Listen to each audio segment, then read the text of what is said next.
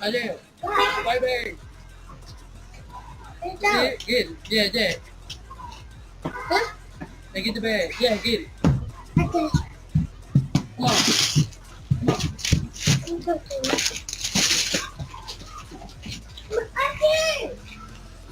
Put the mother in prison for 30 years and advertise it to the whole nation. It will never happen again.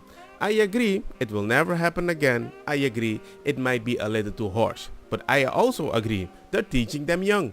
Bottom line is when Joe Biden got elected, he said he wanted to fast track 4 million undocumented residents to full citizenship. Black people completely ignored it. I spoke on it. I said, do you know why he want to fast track 4 million? Because he know he's not going to do nothing for us. We ain't going to be motivated to vote for him November. So what he's going to do is have these migrants already set up with citizenship so they can replace the black vote that he loses. The migrants are being put in our communities on purpose, New York and Chicago on purpose, because they are what? The two blackest cities in America. They're the two largest cities in America. They're the two most politically conscious black communities in America. So if we can wash out the black with the brown in New York, if we can wash out the black with the brown in Chicago, Philly don't stand a chance. Atlanta don't stand a chance. LA, Houston, Dallas, Detroit, Chicago don't stand a chance. The migrants are here for 3 reasons. Replace us at the polls, replace us at the low-end industry jobs. They're not the enemy. The problem is black people don't get as much opportunity. So officially the government might, you vote for me, you make babies that might vote for me, and you work harder than the other people instead of blaming us. Seems like a good deal. Oh, no. So then people say, well, you know, white people don't really like brown people like that. That's true. But you know what the difference is? They don't have the burden of accountability with them that they have with us. We built the country. So every time they look at us or deal with us, the bottom line is y'all brought them here and they built y'all into what y'all are. They don't have to say that to the Venezuelans. They don't have to say that to the Colombians. They don't have to say that to the Mexicans. So although they don't like brown, they would much rather deal with them than the black, because with the black, there is a white man's burden that you owe them restitution for 246 years of unpaid labor. Now let's look at what Eric Adams is doing over there in New York. A family of 4 is getting $1,400 a month. $1,400 a month. Do you know that that's more than what some of the veterans are getting with a child?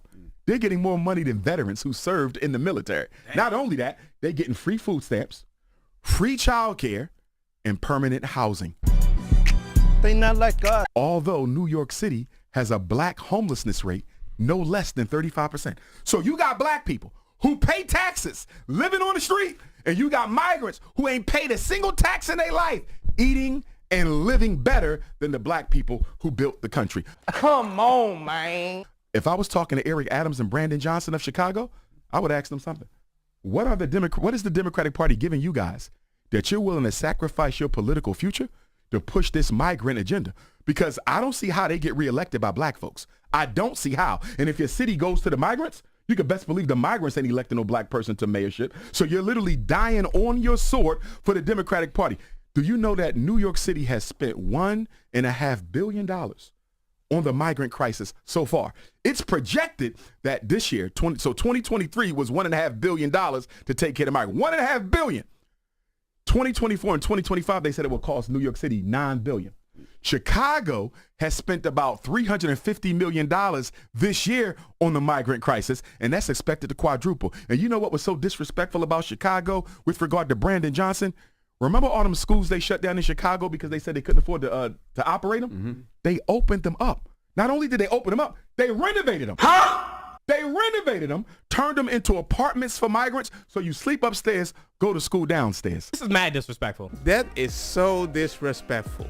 That is so They are not doing anything for the black people, and they're doing everything for the migrants that build a family that would vote for them. Ta-ta!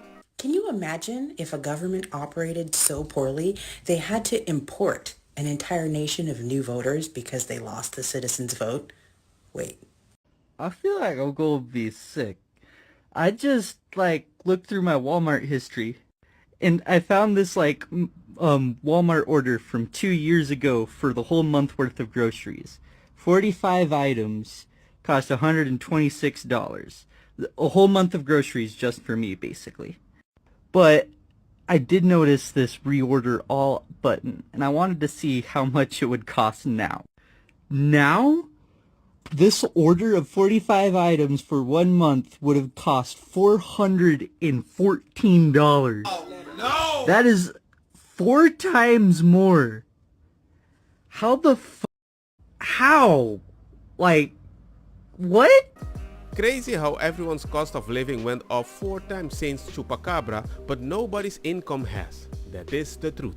One of the things that always comes up for me is the idea that, on housing, you have a whole bunch of older folks who are living in houses that are too much house for them right now. Their connection to neighborhood, to community, means that no, they don't want to move out to the suburbs or to some different city to be closer to their grandkids. They want to still live in their community's quality of life, and there is no housing that they can afford even to downsize other than staying in their big house. So where you're actually working to increase the amount of apartments or senior assisted living centers in neighborhoods where people currently live in single family homes, that's a piece that you can actually, I don't know that goes directly at the animals challenge here, but it does start to look at the kinds of things that give you a way out that will eventually shift those numbers in a meaningful way. When did it become the government business what kind of house you live in? Yeah, that's a good point. What you gonna do? Offer them euthanasia like you already do in your country? Because hey, you're taking up space, you're kinda old, you live too far from your family, bye. Let's put other people in it. You guys, I need to talk to you about something super serious, and it's this right here. Like, burning the American flag. It's just, wallahi, it's a beautiful sight, but it's not enough. We need to burn down every capitalist and imperialist system that exists. We need to burn the US government, aka global terrorist organization, down to the fucking ground. What? Yep. Man, hell no. We can no longer allow the worst, most violent, evil, disgusting people to lead us, because they're going to continue making the world a waking nightmare for everybody. So go ahead and keep burning the disgusting, blood-stained, genocidal, shitty United States flag that was created by slave owners. I could give 2 shits, but also make sure you're doing your part to dismantle all of the systems that make all of these atrocities in the world possible. Okay, thank you, and free Palestine. I like equality, which means I would like to burn all flags when I want to. And we all know that's not possible these days because one is way more important than others. But also, this way of thinking can infect a lot of things. Let me give you an example. A water fight on the streets of Barcelona. Some locals spraying tourists with water guns as they ate at popular restaurants, sending visitors fleeing from their tables.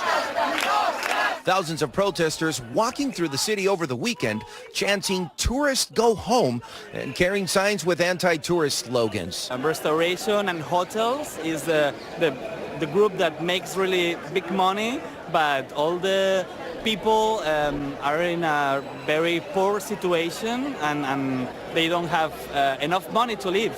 That's a problem. But some locals say mass tourism is not only overwhelming the city. Do you see that? Do you see that? I see part of the problem.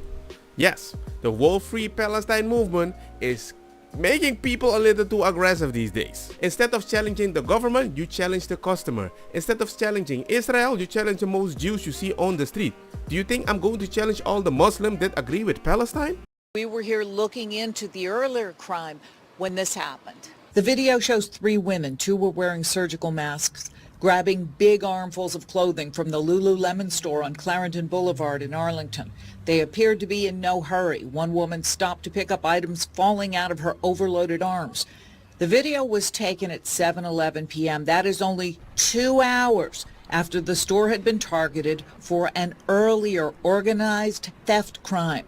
In that case, 2 women grabbed armloads of pricey athletic wear and walked out without paying. We're not sure if the same people were involved in both cases. In all honesty, if you can rob as chill as these ladies with no consequence because it's your human right to be able to do so, I think the society is currently decaying because it makes no sense. Don't get me wrong, makosa kita bong. Butta fire na mi blonde, kush hash purple skunk, criollo colombici jam jam, durloketa berdetta welcome.